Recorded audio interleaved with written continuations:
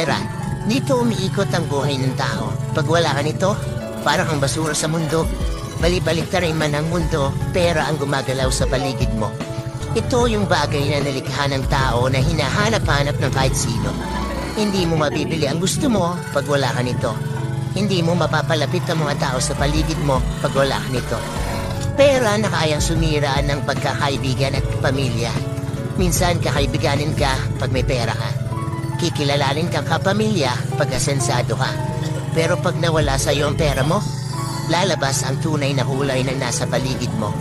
Matuto magtabi para sa sarili. Huwag bigay dito, bigay doon.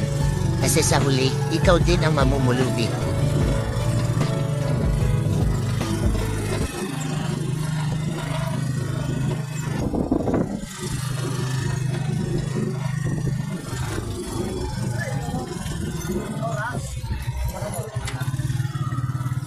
Ano na?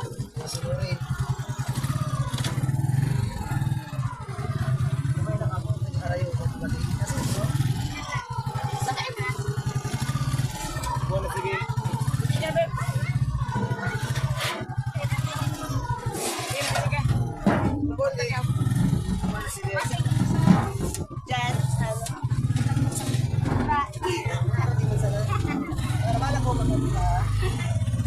Kadit lang.